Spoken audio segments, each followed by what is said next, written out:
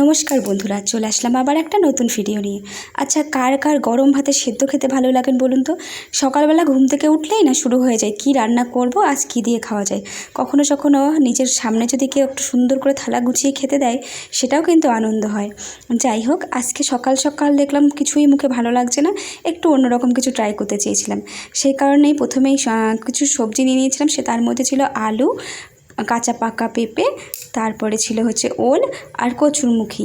এগুলোকে সব কিছুকে সেদ্ধ করে নিয়েছিলাম আর আলুগুলোকে সুন্দর করে ম্যাশ করে মেখে নিয়েছিলাম। আর অবশ্যই করে যাদের মুখটা একটু মাঝে মাঝে চেঞ্জ করতে চান, তারা কিন্তু অবশ্যই করে এই ধরনের রেসিপিগুলো একটু ট্রাই করতে পারেন। কখনো কখনো নিজের ইচ্ছেকেও দাম দিতে হয়, তাহলে কি মুড এবং মুখ দুটোই চেঞ্জ হয়। আচ্ছা, সে যাই হোক, প্রথমেই আমি নিয়ে নিয়েছি পেঁয়াজ কুচি, শুকনো লঙ্কা ভাজা, তার সাথে হচ্ছে ভাজা পেঁয়াজ, কিছু ভাজা রসুন আর আলুগুলো। আর সত্যি বলতে কি, নিজে কিছু কিছু সময় সত্যি রান্না করতে বা কখনো কখনো মনে হয় যে আমার সামনেও একটা সুন্দর গুছিয়ানো থালা যদি থাকতো। আর মাঝে মধ্যে নিজেকেও এরকম গুছিয়ে গাছিয়ে একটু থালা গুছিয়ে দেবেন, কিংবা আপনার আশেপাশে যে আপনি যাদেরকে নিয়ে আছেন, আমি যেমন আমার সন্তান বা আমার ছেলে মেয়ের জন্য এরকম থালা গোছাতে পছন্দ করি। তো ওরাও খুব পছন্দ করে এইভাবে আমি থালা গুছিয়ে দিলে খেতে। আর সেটাই আজকে করেছিলাম।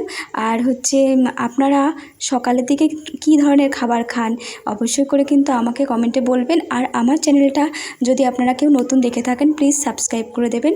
আর সাবস্ক্রাইব করে দিয়ে বেল আইকনটা প্রেস করে দিয়ে আমার পাশে অবশ্যই থাকবেন। আপনাদের জন্যেই কিন্তু আমি নতুন নতুন ভিডিও নিয়ে আসছি।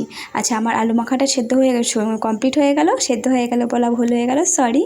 আচ্ছা, আমি এবারে ওল মাখাটা নিলাম। আর সত্যি বলছি, একটার পর একটা মাখা দিয়ে যখন মুখটা একদম মুখের টেস্ট একদম ছাড়ছিল, সত্যি খুব সুন্দরই লাগছিল। আচ্ছা, এখানেও দিয়ে দিয়েছিলাম সেই সেম জিনিসই, হচ্ছে শুকনো লঙ্কা ভাজা, পেঁয়াজ ভাজা আর সাথে কিছু রসুন ভাজা।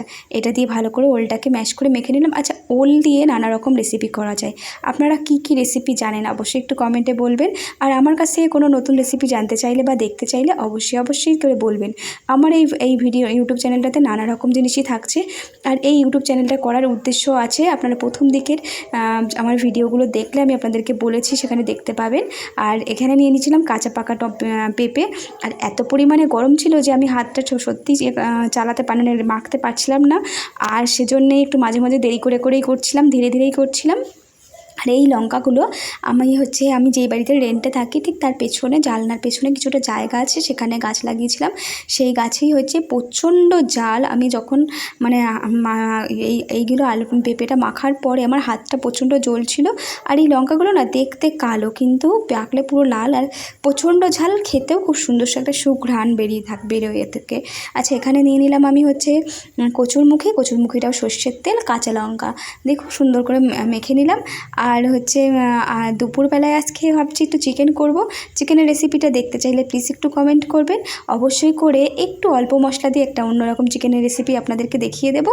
আর হচ্ছে আপনারা আপনাদের সরি, কথার মাঝখানে একটুখানি ডিস্টার্ব হয়ে গেল। আচ্ছা, যাই হোক, আমি এখন রেসিপিটা আমার থালাটা রেডি করে নিয়ে চলে আসলাম, একদম সেদ্ধর থালা। আর হচ্ছে এখানে দিয়ে দিয়েছি আলু সেদ্ধ, তারপরে চলে আসছে ওল সেদ্ধ, তারপরে কচুরমুখী সেদ্ধ। সত্যি বলছি, প্রত্যেকটা সেদ্ধই খুব সুন্দর খেতে হয়েছিল। একই রকম সারাদিন স্পাইসি খাবার খেতে সবসময় ভালো লাগে না। আপনারা অবশ্যই ট্রাই করবেন, আমাকে বলবেন।